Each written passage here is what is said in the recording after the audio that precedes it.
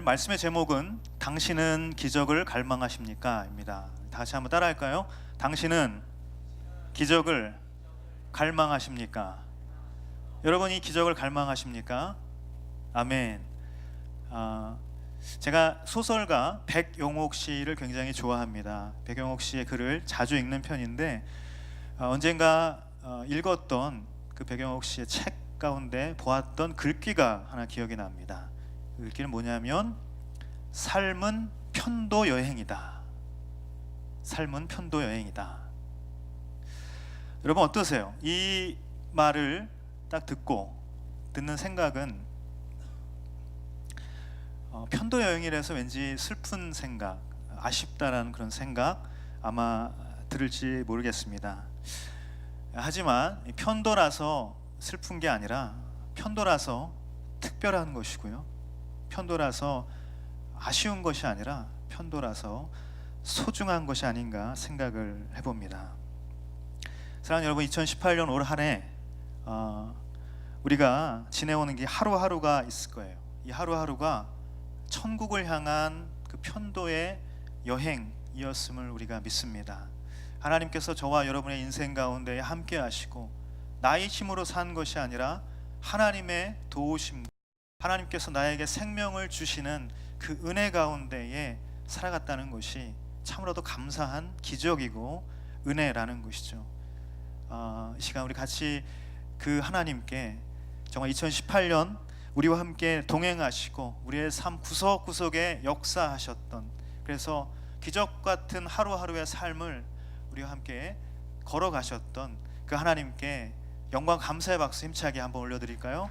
네, 할렐루야. 주님과 동행한 2018년 하루하루가 여러분에게 다 기적이었겠지만 다가오는 2019년 우리는 조금 더 구체적인 기적들이 우리 삶 가운데 일어나기를 기대하는 것이죠. 이를테면 원하는 회사에 취직하는 기적, 오랫동안 준비해온 그 시험에 합격하는 기적을 아마 여러분 꿈꾸실 수도 있을 거예요. 굉장히 간절하게 대시했던 그녀와 사귀게 되는 기적, 할렐루야. 이런 것도 아마 여러분 꿈꾸실 것입니다. 굉장히 오랫동안 갈망하고 애타게 기다렸던 그 결혼을 하게 되는 기적 또한 여러분에게 간절한 소망일 것입니다. 올해는 이루어지지 않았지만 내년에는 이루어질 것이라고 믿는, 내년에는 이 기대가 현실이 되는 그 기적을 꿈꾸면서 이 시즌을 아마 여러분 다 보내실 거예요. 사랑하는 여러분, 우리 모두는 기적을 갈망하는 인생이라는 것이에요. 저는 여러분 축복합니다. 다가올 2019년 한 해가 저와 여러분의 인생 가운데에 기대와 소망이 있는데 그 모든 기대와 소망이 주님의 뜻 안에서 이루어지는 기적의 해가 되기를 예수님의 이름으로 축복합니다. 저는 이 시간 믿음으로 선포합니다. 여러분에게 닫혔던 모든 인생의 문이 열릴지어다. 막혔던 삶의 빗장이 풀어질지어다. 우리가 이것을 선포할 때에 기적이 저와 여러분의 삶 가운데 임하는 것입니다. 우리가 아직 모든 상처와 아픔의 소용돌이에서 자유케 되고 우리가 주님 안의 진리 안에서 거하게 되는 놀라운 역사가 2019년 저와 여러분 삶 가운데에 가득 차고 넘치게 되기를 간절히 바랍니다. 또한 우리 W 공동체에도 이 기적의 스토리가 계속해서 이어지기를 원합니다. 영적 부흥의 역사가 나타나고요, 말씀의 기적이 나타나고 사람들이 살아나고 생명이 샘솟고 전도하고 정말 청년들이 모이는 그런 놀라운 역사들, 우리 W 공동체의 새로운 영적 부흥의 역사들이, 이 기적들이 정말 2019년도에 우리 가운데 나타나게 되기를 간절히 바랍니다. 자, 오늘 우리는 이 고통과 절망 속에 닫혀 있었던 그 한 생명이 정말 생명의 기적으로 솟게 되는, 그 기적을 맛보게 되는 이야기를 만나게 됩니다. 주님께서 베풀어 주시는 이 기적을 꿈꾸는 인생, 기적의 인생이 되기 위해서 오늘 말씀은 우리에게 어떠한 것을 이야기하는가 같이 한번 나눠보기를 원합니다. 우리 1, 2절 말씀 같이 한번 읽어보도록 하겠습니다. 시작.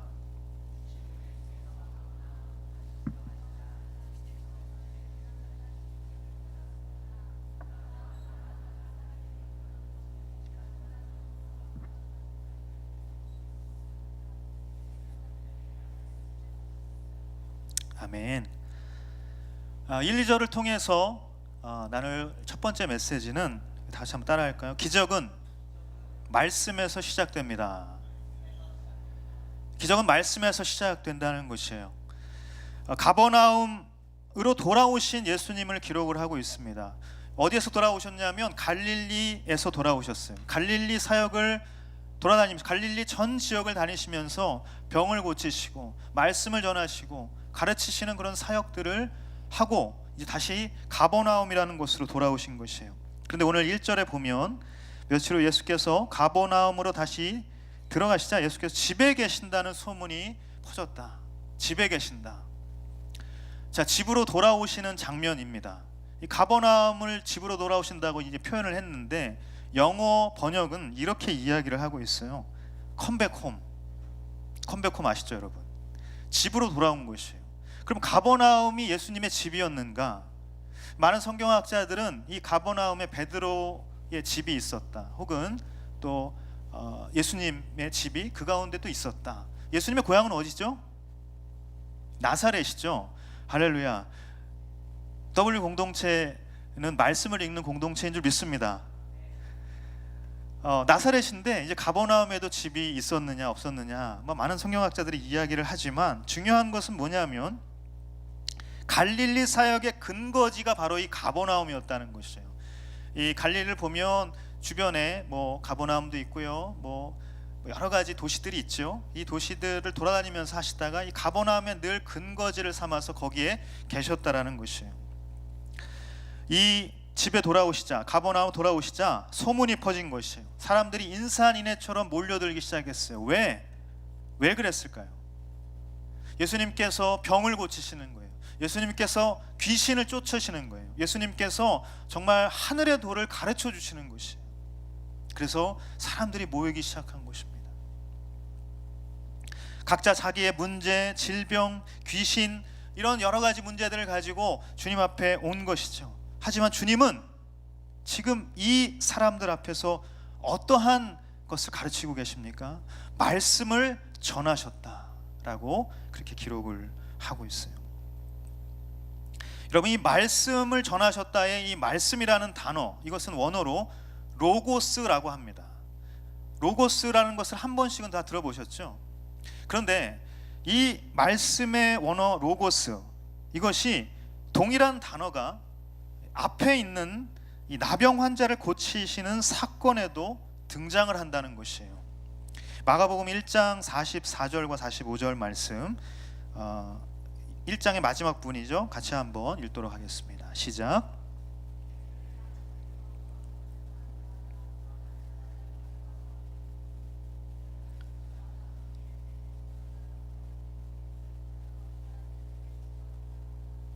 그러나 그 사람은 나가서 그 결과 예수께서는 더 이상 드러나게 마을 안으로 들어가지 못하고 마을 밖 외딴 곳에 머물러 계셨습니다. 그래도 사람들은 여전히 사방에서 예수께로 모여들었습니다. 아멘. 나병 환자가 있었어요. 나병 환자가 무릎을 꿇고 예수님께 간절히 애원을 했습니다.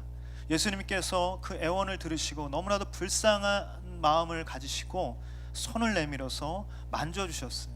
그러자 그 나병 환자가 그 자리에서 낫게 되는 놀라운 역사가 나타난 것입니다. 그 나병 환자가 낫는 기적이 나타나고 나서 바로 예수님께서는 그것을 알리지 말라고 하시는 것이에요. 알리지 말라고 했는데 이 일을 어떻게 했다고 했어요? 그 사람은 나가서 마구 널리 퍼뜨렸다고 이야기를 하고 있는 것입니다. 자, 여기서 표현된 이 일에 대해서 아무에게도 말하지 말라. 그리고 또 그러나 그 사람은 나가서 이 일을 마구 널리 퍼뜨렸다 라고 말하는 이 일의 원어가 바로 또 로고스라는 단어가 쓰인 것이에요. 여러분 놀랍죠? 하나도 놀랍지 않으시네요? 저는 굉장히 놀라웠는데요. 아니 어떻게 이럴 수가 있는가? 여기서 말하는 이 일은 뭐예요? 어떤 의미예요? 이 일은 나병 환자를 고친 것이잖아요. 병을 치유하신 기적을 나타내는 것이잖아요. 근데 어떻게 이것이 로고스라는 똑같은 단어를 사용했는가? 기적과 말씀이 로고스라는 같은 단어로 쓰여졌다는 사실을 우리는 알 수가 있다는 것이죠. 여러분, 예수님의 말씀과 예수님의 치유는 동일한 능력으로 나타난다는 것을 여러분 믿으시기를 바랍니다. 저는 여러분이 말씀을 통해서 기적을 이루시는 주님을 믿게 되기를 예수님의 이름으로 축복합니다. 말씀으로 천지를 만드셨어요. 그 말씀이 육신이 되어서 이 땅에 오신 분이 바로 예수 그리스도인 줄 믿습니다. 그분은 물이 포도주로 바뀌는 놀라운 기적을 말씀으로 이루신 것이에요. 귀신이 떠나가고 사람이 낫고 죽은 자가 살아나는 모든 것들이 다 그분의 말씀을 통하여서 나타난 기적이라는 것이에요. 그러므로 오늘 여기서 우리가 알 수 있는 한 가지는 바로 이 말씀이 기적이라는 것입니다. 그러면 여러분, 말씀을 읽는 인생이 되시기를 예수님의 이름으로 축복합니다. 말씀을 전하는 인생이 되기를 간절히 바랍니다. 말씀이 선포될 때에 생명의 기적이 나타나는 것이에요.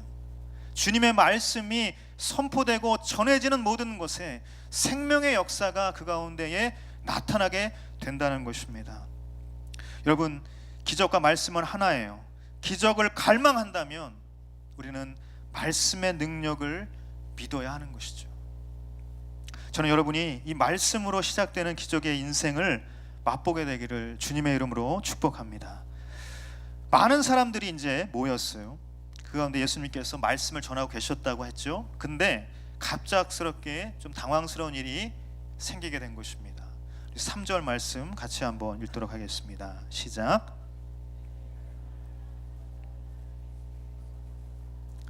아멘. 그때 네 사람이 한 중풍 환자를 예수께 데리고 왔다. 제 개역 개정은 사람들이 이 중풍 환자를 네 사람에게 매게 해서 예수님께로 왔다라고 이렇게 표현하고 있습니다. 그곳에 많은 사람들이 있었는데 어떤 사람들이 이 네 사람을 필두로 해서 이 중풍 환자를 메고 오도록 이렇게 만들어놓은 장면을 우리는 상상할 수 있어요. 거기에 얼마나 많은 사람들이 병이 낫기 위해서, 예수님의 말씀을 듣기 위해서 그 자리에 왔을까요? 정말 많은 사람들이 있었지만 그 많은 사람들이 기적을 맛본 것이 아니라 중풍 환자를 예수님께 데려온, 특별히 그 네 사람이 예수님의 기적을 맛보게 되었다는 사실입니다. 이 성경학자들은 이 네 사람을 이 중풍 환자의 친구라고 그렇게 이야기를 하는데요, 어쩌면 이 중풍 환자가 그 기적의 주인공이 아니라 사실은 그를 메고 나온 이 네 친구가 바로 기적의 주인공이라는 것이에요. 왜 그런가? 여러분, 이 중풍 환자를 보십시오. 예수님이 사역했을 당시에 두 가지 불치병이 있었습니다. 그것이 뭐였냐면 나병, 그리고 하나는 중풍병.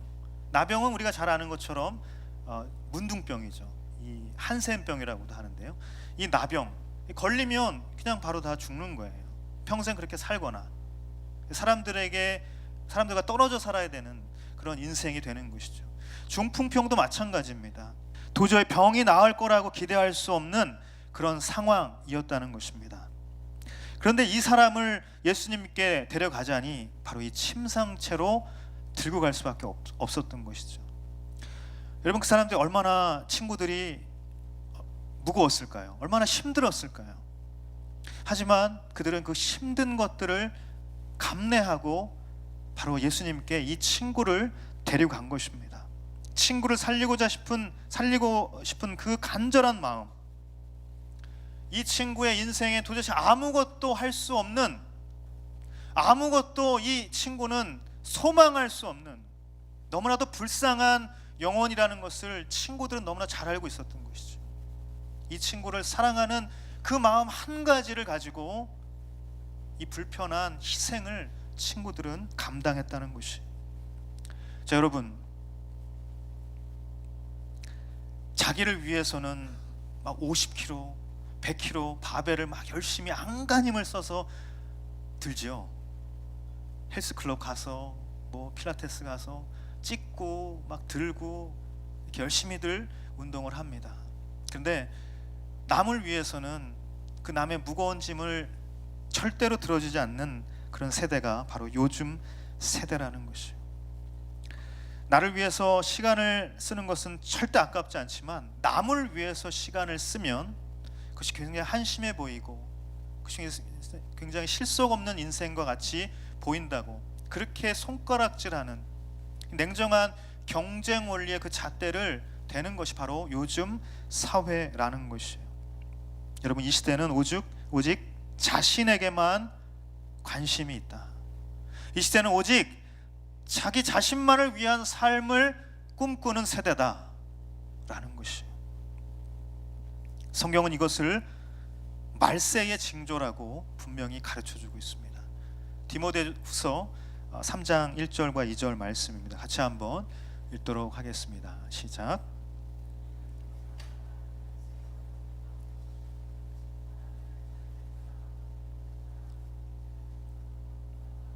하나님을 모독하고 부모에게 순종하지 않고 감사할 줄 모르고 거룩하지 않고.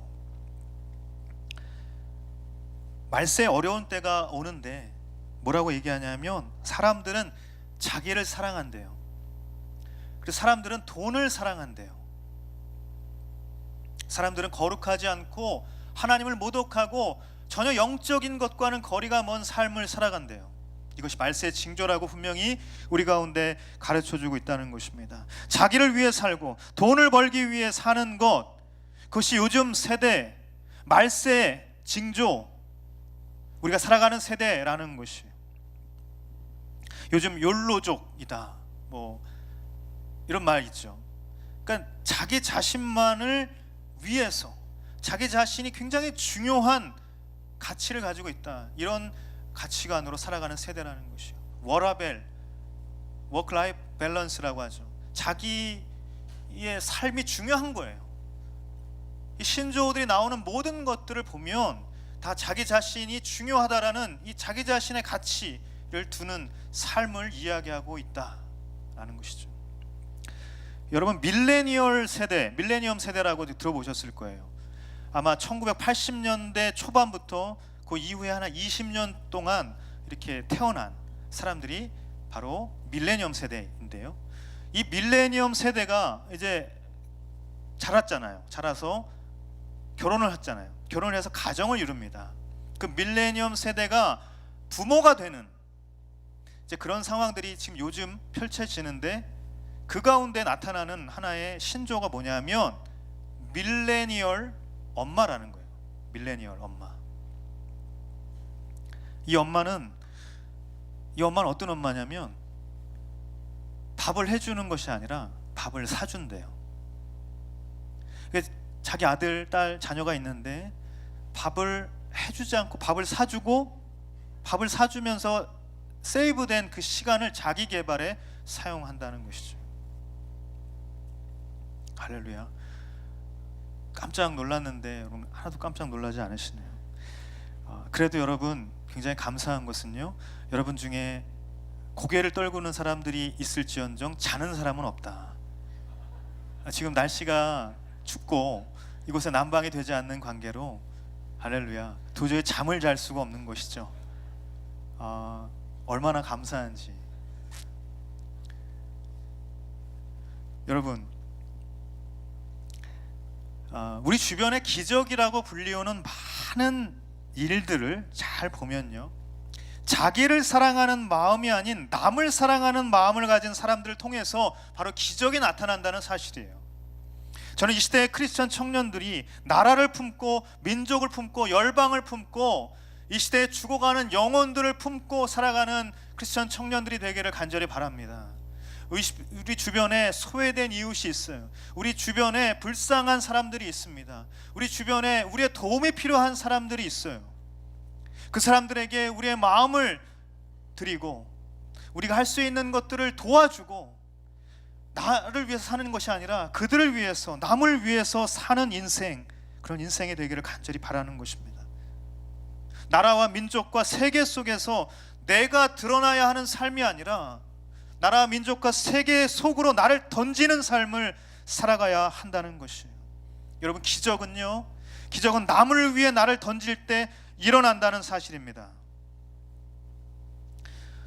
제가 이렇게 경험한 기적들이 있는데요, 제가 경험한 기적들의 대부분은 다 어디서 경험했냐면 선교지에서 다 경험을 했던 것입니다. 요즘도 선교지에 가면 아직도 불치병이 낫는 기적, 죽은 사람이 살아나는 기적, 귀신이 떠나가는 기적, 아직도 선교지에서는 일어나요. 이런 일들이 일어나는 것이죠. 정말 상처와 아픔 가운데에 허덕이고 정말 그 인생을 절망 가운데 내몰아가는 그 인생이 예수 그리스도로 돌아오게 되는, 생명을 맛보게 되는 그 기적이 선교지에서는 일어난다는 것입니다. 울분과 고통과 외로움에 짓눌린 인생이 자유를 얻게 되는 그 기적들이 지금 선교지에서 일어나고 있어요. 여러분, 왜 그 일들이 내 삶 구석구석에 일어나지 아니하고 이 선교지에서 일어나는 것일까요? 바로 그곳에는 나를 위해 사는 사람이 아니라 남을 위해 사는 그 한 명의 선교사들, 기도자들, 바로 그런 사람들이 있기 때문에 그렇다라는 것이에요. 우리가 아울리치를 가죠. 우리가 우리의 시간을 드리고 우리의 돈을 드리고 우리의 휴가를 써서 그 아울리치를 갔을 때에 나를 위해 사는 인생이 아니라 내가 남을 위해서 할 수 있는 것들을 내 헌신을 다해서, 내 희생을 다해서 했을 때에 여러분, 그 가운데에 여러분 놀라운 생명의 기적을 보게 된다는 것이에요. 그것뿐만 아니라 죽어가는 내 영혼, 아무에게도 이야기하지 못했던 내 영혼까지도 하나님께서 어루만져 주시고 그 기적을 통하여서 내가 살아나는 생명의 기적이 바로 이 아울리치를 통하여서, 우리의 헌신과 희생을 통하여서 우리는 맛보게 된다는 것입니다. W 공동체 크리스마스 블레싱, 남양주, 인천, 괴산 우리 다 갔다 왔죠. 그 가운데 우리 주변의 작은 자들을 섬기는 그 기적을 통하여서, 그 일들을 통하여서 크리스마스의 기적을 우리는 함께 같이 맛보게 되었다는 것입니다. 저는 여러분이 내가 아닌 남을 향한 그 사랑의 마음을 품고 살아가는 그리스도의 청년들이 되기를 예수님의 이름으로 축복합니다. 오늘 네 사람의 친구를 사랑하는 그 마음, 이 중풍병자 한 명을 살리고자 침상을 드는 희생을 기꺼이 감당하는 그 네 사람의 그 친구를 향한 사랑의 마음에서 기적이 시작됐듯이 저와 여러분 가운데에 남을 사랑하는 그 마음이 있다면 바로 거기에서부터 기적은 시작된다는 것이에요. 제가 두 번째 메시지를 같이 이렇게 읽지를 못했는데요, 그래서 여러분, 기적은 남을 사랑하는 마음을 가진 자에게 일어난다는 것입니다. 기적은 남을 사랑하는 사람에게, 그 사람에게 일어나는 것입니다. 저와 여러분이 내가 아니라 남을 사랑할 줄 아는 그런 사람이 되기를 간절히 바랍니다. 그런데 이 기적을 갈망하는 인생들, 기적을 꿈꾸며 살아가는 그런 인생들이 늘 겪는 일이 있습니다. 그것은 뭐냐면 인생의 장애를 만난다는 것입니다. 인생의 장벽에 부딪히게 된다는 것이. 우리 4절 말씀 같이 한번 읽어보도록 하겠습니다. 시작.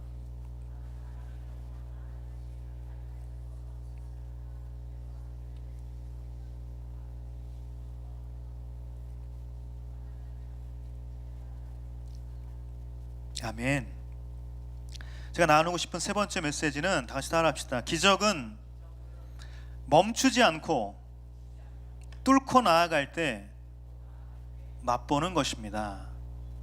아멘. 여러분, 기적은 포기하지 않는 자의 것인 줄 믿습니다. 네 사람이 침상채로 그 병자를 데려왔어요. 그런데 정작 예수님을 코앞에 두고 만나지 못하는 것이에요. 사람들이 너무 많았어요. 발 디딜 틈이 없도록 문 밖에까지 사람들이 가득 차 있는 상황이라는 것이에요. 그런데 거기에서 더 이상 이 침대를 들고 그 안으로 들어갈 수 있는 길이 없다는 것입니다. 간절한 마음을 품었어요. 희생도 했어요. 그런데 더 이상 갈 수가 없는 상황 가운데 맞닥뜨리게 되었다. 우리는 보통 이런 상황이 되면 어떤 말을 합니까? 어떤 생각을 합니까? 최선을 다했어. 그래, 여기까지야. 이만하면 내가 할 만큼 다 했어. 이제 그런 말을 하게 되는 것이죠. 그런 생각을 품게 되는 것입니다. 그 말과 함께 우리가 하는 것은 뭐예요? 포기죠. 체념입니다. 여기까지라고. 하지만 여러분, 기적은 바로 거기에서 포기하지 않고 그 상황을 뚫고 나아갈 때 이루어지게 된다는 사실이에요. 영혼을 사랑하고 남을 불쌍히 여기는 사랑의 마음이 있는 자에게 하나님은 지혜를 주시고, 하나님은 인내의 마음을 주시고, 하나님은 창조적인 아이디어도 주신다는 것이에요. 여러분, 이 팔레스타인 지방의 이 가옥 구조는요, 1층이 있고 바깥으로 계단이 있습니다. 그래서 이제 이 지붕이 평평한데요, 바깥으로 이 계단 올라가면 평평한 곳에서 이렇게 잠도 잘 수 있고, 거기서 이렇게 응접도 할 수, 친구들을 만나거나 그렇게 할 수 있습니다. 제가 터키에 갔을 때에 실제로 그곳에서 잤는데, 그 터키인 그 아버지가 나랑 같이 그 옥상에서 자자고 그러더라고요. 그래서 옥상에 올라가가지고 별을 보면서 잤던 그런 기억이 나는데요. 어찌됐든 이 평평한 지붕이, 이 지붕의 안을 보면 이렇게 나무로 잘 뼈대를 세운 다음에 지프로 막습니다. 지프로 하고 그 다음에 이제 진흙을 바르는 것이죠. 바로 그런 지붕 구조인데 거기를 지금 손으로 뜯는 거예요. 손으로 일일이 다 뜯어가지고 지금 나무를 매달아서 이 환자를 거기서부터 내려보내는 것입니다. 제가 지금 이렇게 이야기를 하고 있어요. 예수님은 아니지만 이 이야기를 막 하고 있는데 갑자기 지붕이 막 열려요. 막 진흙가루가 막 떨어져요. 근데 거기서 갑자기 사람이 막 내려온다고 상상해 보십시오. 할렐루야. 너무나도 창조적인 기가 막힌 아이디어 아닙니까?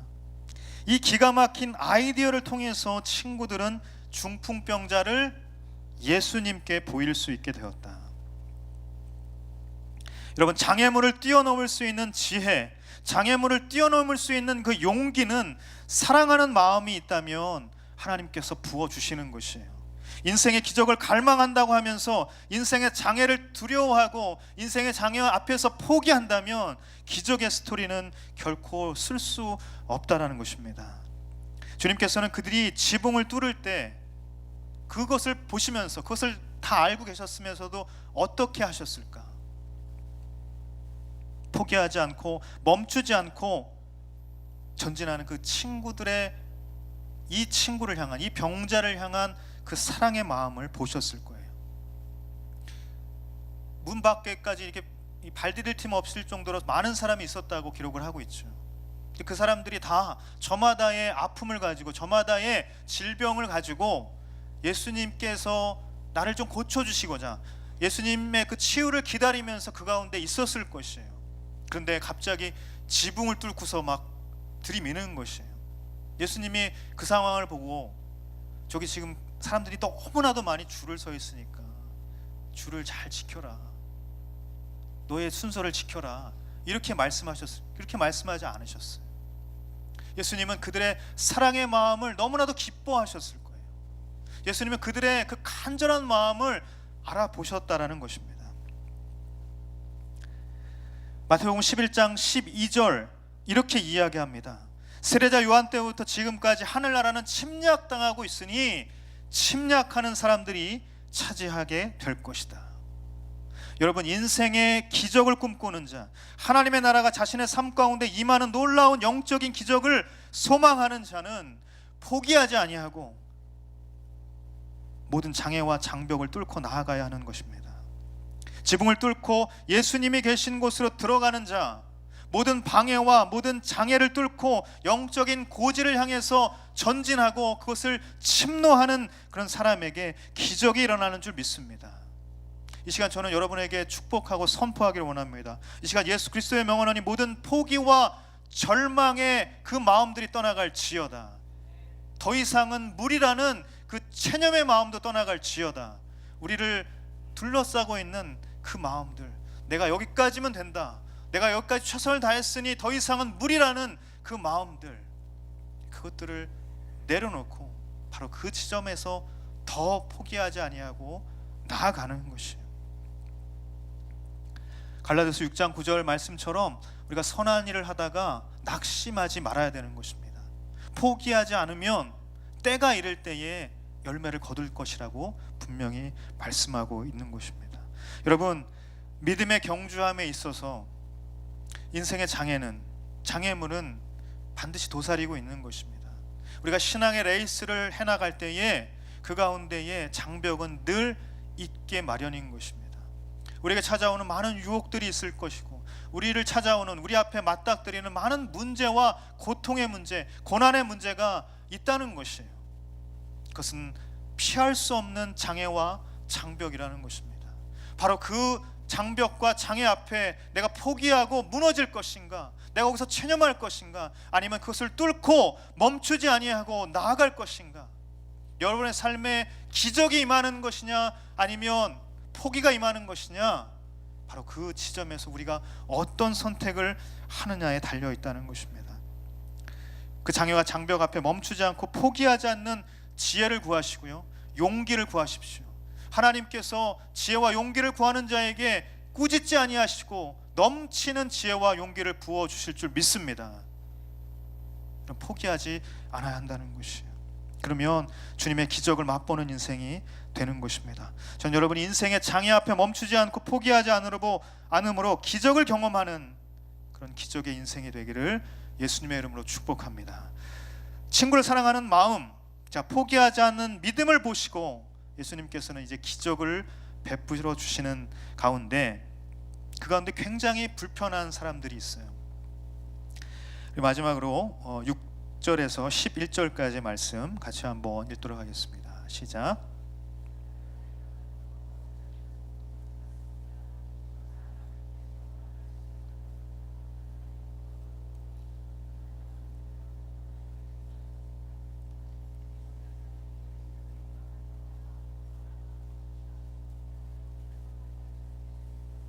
왜 그런 생각을 하느냐? 중풍 환자에게 내 죄가 용서받았다 하는 말과 일어나 자리를 들고 걸어가거라 하는 말 중 어느 말이 더 쉽겠느냐?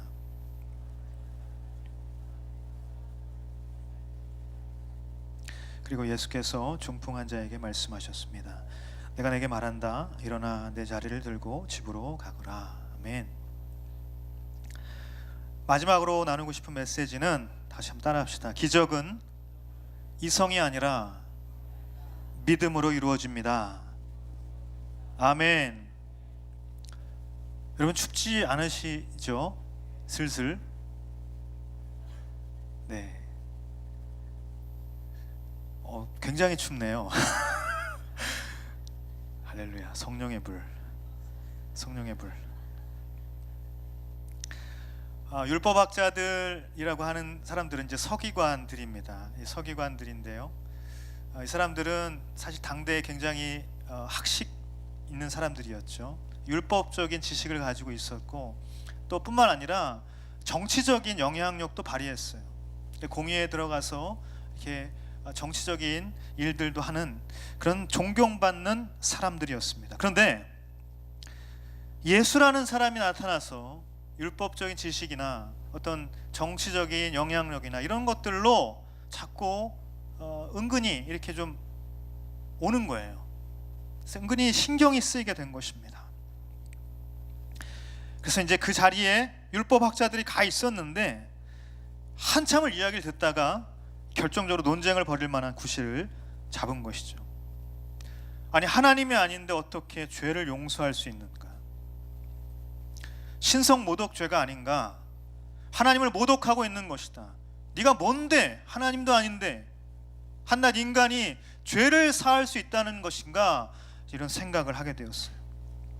그들의 이 생각을 입으로 말하지는 않았지만 예수님께서는 이 생각을 속으로 알아채리시고 말씀을 먼저 하시는 것이에요. 9절, 중풍 환자에게 내 죄가 용서받았다 라고 말하는 것과 일어나 자리를 들고 걸어가거라 라고 말하는 것, 어느 것이 더 쉽겠느냐? 도대체 무슨 말입니까 이게? 사실은 둘 다 어려운 말이라는 것을 그들이 깨닫기를 원하시는 거예요. 그들의 생각의 허점을 알게 하시려고 하는 것인데,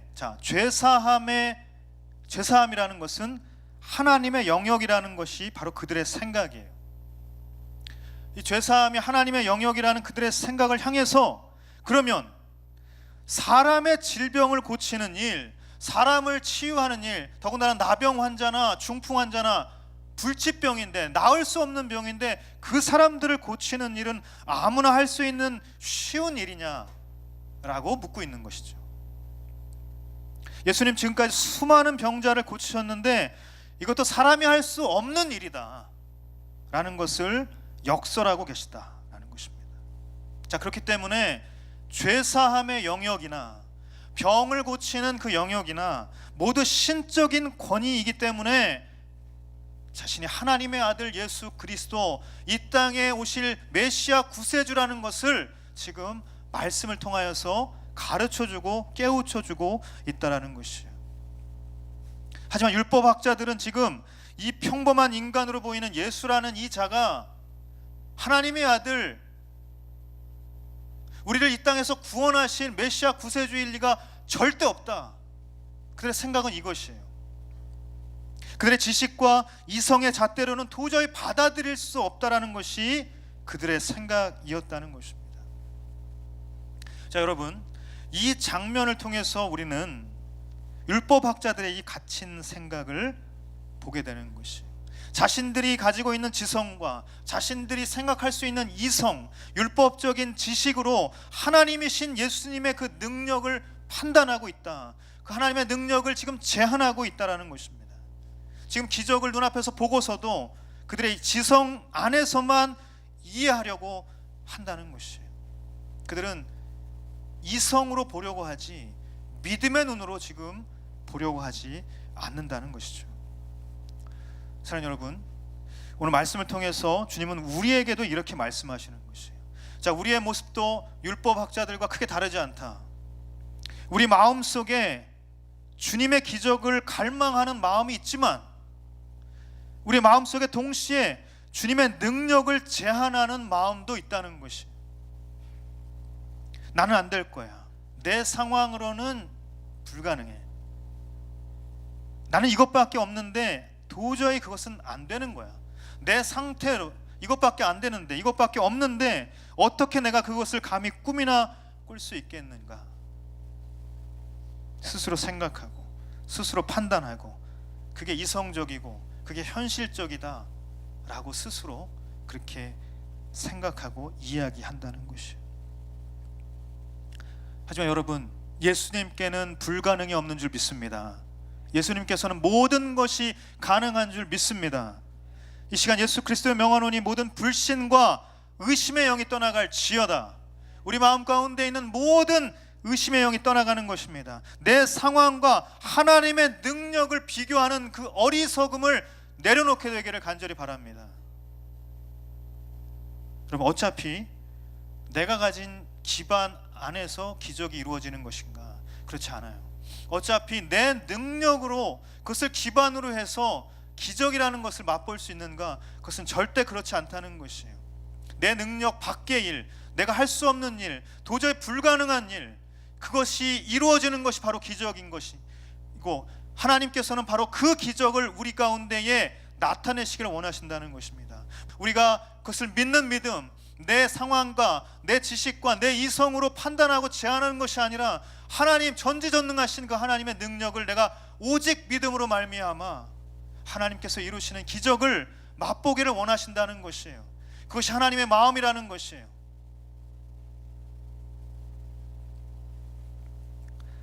우리가 때로 이렇게 믿음을 나아가다가 믿음으로 나아가는 그 가운데에 자기 처지를 보면서 나에게는 그런 기적이 일어나지 않을 거라, 그런 생각, 그런 불신, 그런 체념에 빠지기도 합니다. 그때 우리가 이런 생각을 합니다. 믿음을 붙잡을 것인가? 나는 계속해서 믿음을 가지고 이 기적을 바라볼 것인가? 아니면 이제쯤은 내가 현실을 바라봐야 할 것인가? 굉장히 어려운 문제일 수 있습니다. 우리는 이러한 영적인 갈등이 마음 가운데 자리 잡는다는 것이. 하지만 여러분, 기적을 갈망하는 인생이라면 나의 이 영적 갈등의 마음을 내려놓아야 한다는 것이에요. 내가 갈망한다면 갈등의 마음이 내려놔지고 하나님의 능력을 온전히 바라볼 수 있는 눈이 열려지게 되어야 한다는 것입니다. 갈등의 마음은 내가 믿음으로 계속 갈 것인가, 내가 현실을 바라볼 것인가, 이 갈등의 마음은 도대체 무엇 때문에 오는 것입니까? 그것은 나를 버리지 못하기 때문에 그래요. 나의 이성을 버리지 못하기 때문에 그래요. 나의 판단을 버리지 못하기 때문에 그렇다는 것이에요.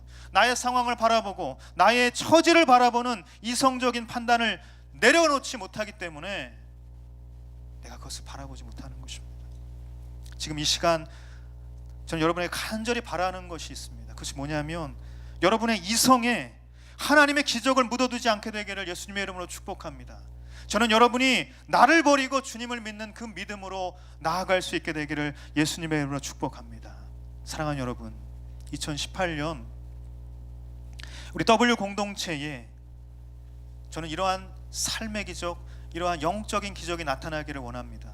2018년 여러분과 함께 하셨던 그 하나님으로 인하여서 2019년 우리가 어떠한 기적을 바라볼 것인가, 어떠한 기적을 꿈꿀 것인가, 나에게 어떠한 기적이 일어날 것을 갈망할 것인가, 여러분 오늘 이 시간 그것을 놓고 같이 기도하기를 간절히 원합니다. 오늘 12절 말씀처럼 이런 일은 난생 처음 본다. 이런 일은 난생 처음 본다. 좌우에 계신 분들 한번 이렇게 인사하겠습니다. 이런 일은 난생 처음 본다. 여러분, 이런 일은 난생 처음 본다는 이 기적의 탄성이 여러분 2019년 마지막에 여러분에게 이 탄성이 끊이지 않게 되기를 예수님의 이름으로 축복합니다. 여러분 살아가는 모든 날 동안 이런 일은 난생 처음 본다. 하나님께서 나에게 이런 일을 이루시는구나. 여러분 이 기적의 탄성이 저와 여러분 삶 가운데에 날마다 나타나게 되기를 간절히 바라는 것입니다. 사랑하는 여러분, 2019년 우리 W 공동체에 저는 간절한 마음이 있어요. 성령의 바람이 불기를 간절히 바랍니다. 그래서 예배가 살아나는 기적이 우리 가운데 있게 되기를 간절히 바랍니다.